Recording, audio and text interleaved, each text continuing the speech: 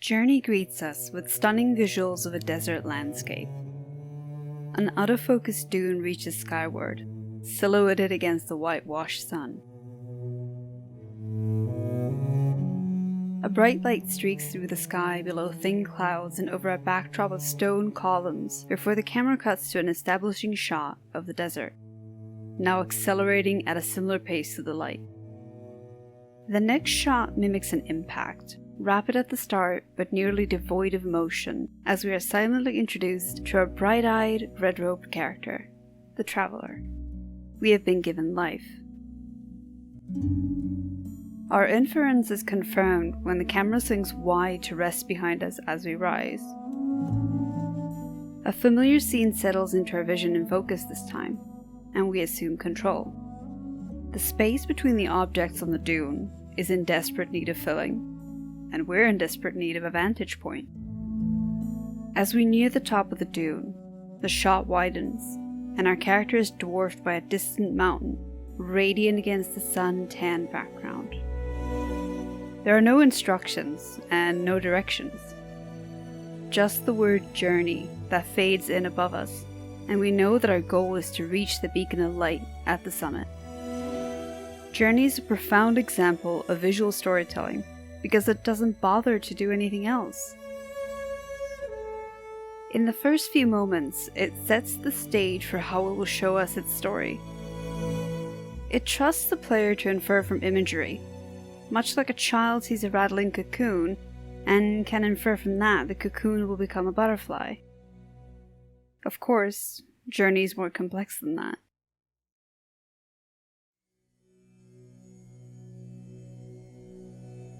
The first level introduces us to Journey's visual language, the visual cues that communicate the story and vicariously the gameplay to the player. The arrays of stone columns, light, and red cloth are the first significant elements that make up Journey's narrative. When we are introduced to each, we are visually cued into what makes these things important. Arrays of stone columns are recurrent, striking, and curious. Their presentation is key to inferring their purpose. For the same reason we understand a stick cross over a dirt mound to be a gravesite, we can intuit that these arrays of stone columns is a sort of graveyard. Burials suggest culture and civilization, and the layers of sand consuming the tombstones indicates world history. If the beacon of light atop the distant mountain was any indication, light behaves differently in this world. In our first encounter, it transforms from a bright white glyph into flowing strands that surround us, manifesting as a scarf attached to our hood. Almost immediately, the red cloth ribbons react to our acquisition of this light, charging our new scarf, enabling us to utilize its power to fly. It doesn't matter how or why these things are happening, just that they are happening in relation to each other. This tiny scene shows us that light is magical, its properties defying reality, and the red cloth can harness that power, which connects the traveler to the world in mysterious ways. Evidence of our inferences can be found throughout the game. Light murals depict the death of an ancient race similar to the Traveler, buried beneath the sand, the stone columns standing as tombstones above them. Our symbiotic relationship with the red cloth creatures is developed over the course of many interactions. They help us fly and charge our scarf when we communicate with them. We free them from confinements, warm them in the cold. They light up, we light up. We visually share magic and use it in similar ways. Light is consistently mysterious and powerful, yet always serves as our ethereal guide. The graves, light, and red cloth are all critical to the story. Their presentation and visual cues inform the narrative by showing us their significance to our character, and their function within the context of this world. We have not theorized the importance and significance of these things. We have been shown their relevance and meaning. Journey's first few moments establish a visual language that never explicitly says anything, and the storytelling rarely deviates from that central concept.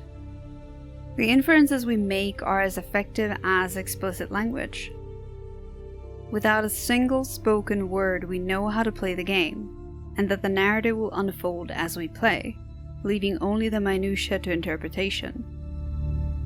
The world and its story will be revealed in tandem through our experiences.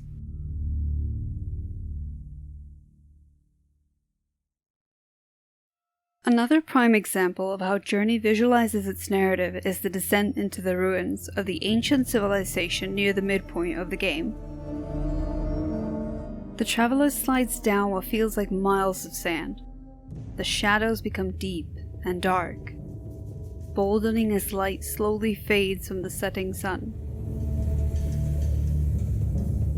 Finally, we plummet below a stark silhouette against the horizon, and our setting switches from light to dark as we sink below the desert sands.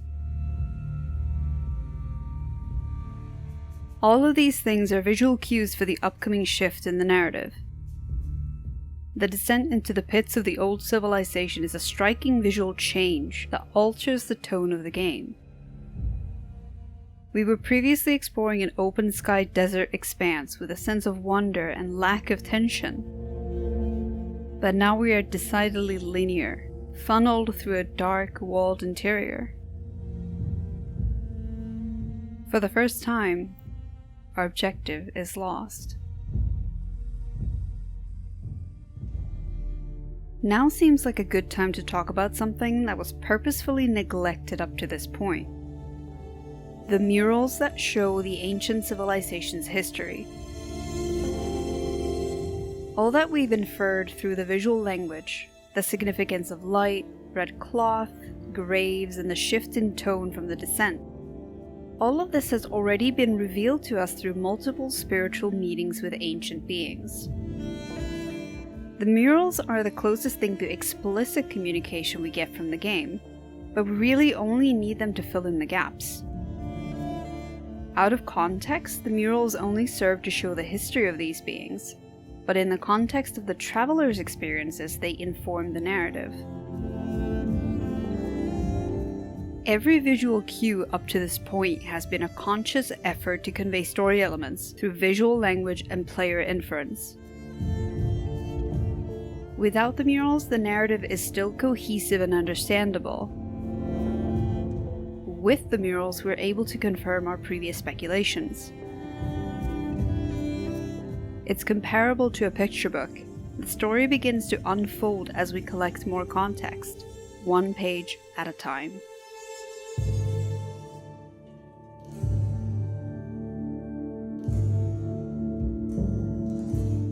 Which brings us back to the narrative shift of the descent. In the murals, we're shown the significance of huge statue-like constructs called guardians. They are depicted as instruments of civil war. Here in the depths of the ruins, the lowest point in our narrative, paralleled with the lowest point in the old civilization, we are introduced to them through a display of their destructive power.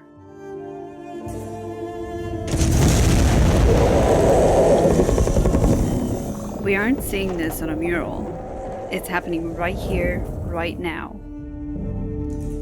The terrible past has come alive, and in this moment the narrative shifts from exploration to survival.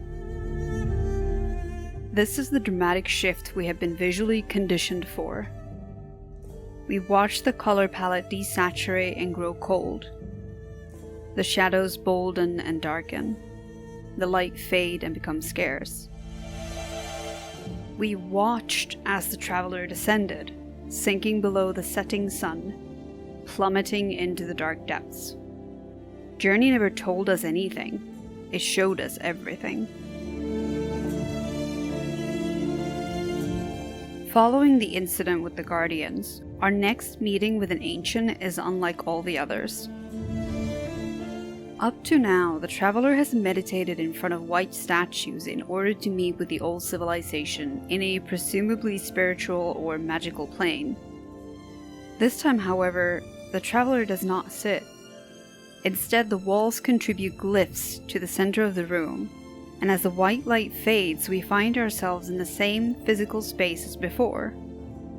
The walls have the same glyphs arranged in the same fashion. We stand on the same plateau facing the same stone-cut window that reveals the mountain peak.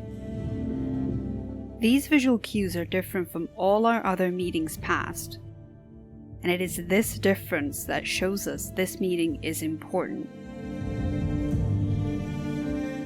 Context is key to inferring the significance of this meeting. The previous mural concluded the ancient being's history and depicted the traveler's birth, signifying the convergence of storylines. In our climb to the top of this chamber, there were many light murals depicting the traveler as lead. And finally, this meeting shows our story in the form of a mural. But this depiction ends with a prophetic image of the traveler climbing the mountain after leaving this chamber. This is our story now. The visual language culminates here in the shared physical space. We set out to climb the mountain, not knowing why, but at least knowing that it was our objective. Along the way, we saw the world firsthand, inferring significance and meaning from the things in it, slowly collecting a series of snapshots depicting our journey. Our experiences thus far and the shift in tonality from the descent coalesce into a working narrative, our character as lead, by providing a newfound rise to our purpose. One that we knew all along, but temporarily lost sight of, or perchance forgot, while navigating the bowels of the ancient civilization's ruin. We now have all the confirmation we need that the shape of the story has changed, and we have taken the lead. We are no longer observing. We have become an actor, our agency renewed, and we have a part to play, though it is not without perils, as was foretold in the mural.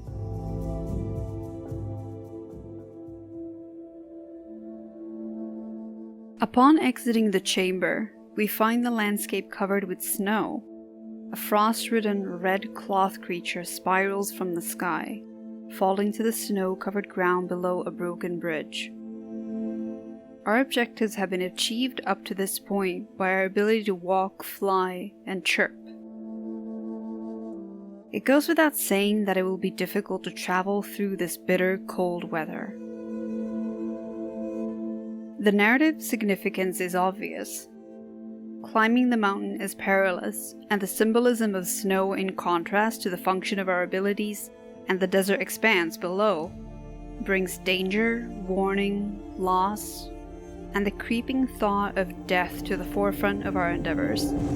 Journey continues to show us the narrative. Our suspicions and fears are confirmed as the traveler inches near the snow-blasted summit through a raging blizzard. Our scarf deteriorates in the bitter cold and we lose our ability to use magic. It is a shocking visual to see the very thing that enabled us to experience the world turn to black shreds and disappear into the raging wind. We are losing a part of ourselves. Worse, we are losing sight of our destination. The mountain's beacon slowly disappears into the clouds, our everlasting guide diminishing before us. The light that guides has been snuffed, and hope destroyed. Our story seems to come to an end, this final climb laden with emotional lows. And we have experienced it all through the game's explicit visual language. Our inferences confirmed and validated at each story beat.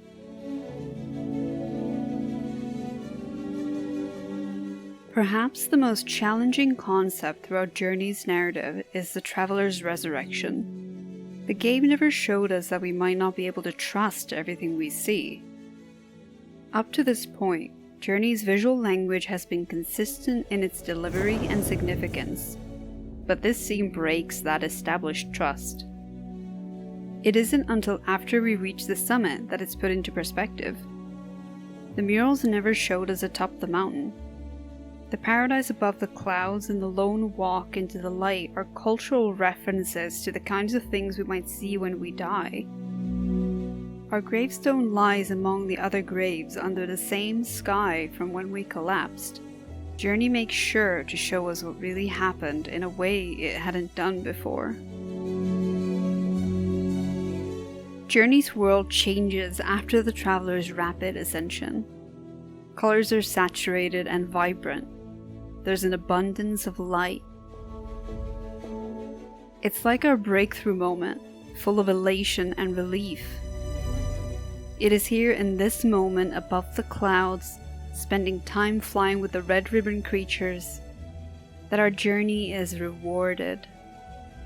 As we near the summit, there's light spilling down from between the mountain's peaks. A familiar sight from the first mural. The summit is cold, solemn, sacred, and our scarf blows away in the wind yet again. For all the excitement and elation just a few seconds ago, though we were just flying in beautiful harmony with the creatures below us, we now walk a narrow path through snow. Not downtrodden, but slow and purposeful towards the light. If the graves were any indication, we've already determined that Journey uses cultural references to inform its narrative. Here is no different. The traveler is walking into the light, that sacred threshold between life and death, symbolic of one's passing. A grave stands center screen as if to replace the traveler. And one last time Journey shows us something rather than tells us. Our beloved protagonist is dead. Our journey complete. However, the most compelling visual language comes after our death.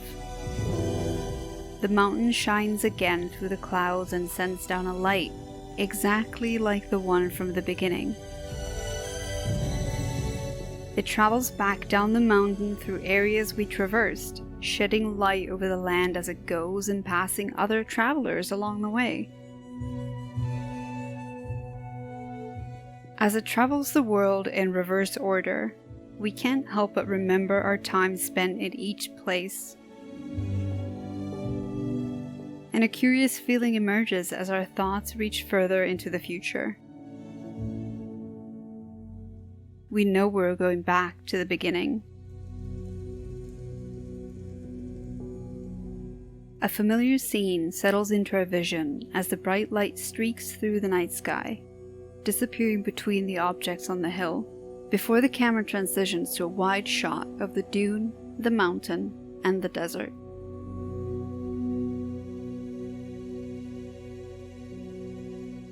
The stars fade, the sun rises, and thin clouds litter the sky. Without ever saying a word, without ever telling us anything, we know everything. We know that the traveler never made it to the summit. The murals, the fateful collapse, and the traveler's grave in the snowy mountain terrain have proven it. We know that the visual cues and presentation of the traveler's revival is out of context of the visual language up to that point. We know that our journey concludes in a metaphysical state of ascendance, shooting us above the clouds to traverse a paradise that mimics the places we visited on our journey. And we know that the mountain has sent our light back to the desert to begin anew. How do we know? Because Journey is like a picture book. Everything we need to know about the narrative is right here, and the story comes together when you have all the pages. By the time the credits have finished, the beginning and end are one and the same, indistinguishable from one another, blending into the present as a part of a cumulative experience.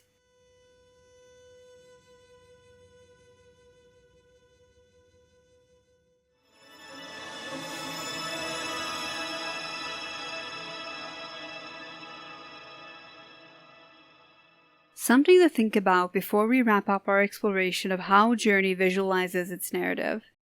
How could Journey have been different if it had included a narrator in its storytelling? Would we feel like Journey is the same experience if we weren't so reliant on the visuals? Let us know your thoughts in the comments below, and we will discuss them in the future. Thanks for watching the first part of Visualizing the Narrative. Tune in next time to see part 2, where we will explore Shadow of the Colossus. If you'd like to know more about visualizing the narrative, check our feature-length editorial Video Games as Art in the link below.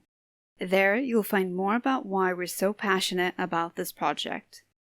Furthermore, consider heading over to patreon.com/Epilogue Gaming, where you can help keep EpilogueGaming.com an ad-free community. See you next time.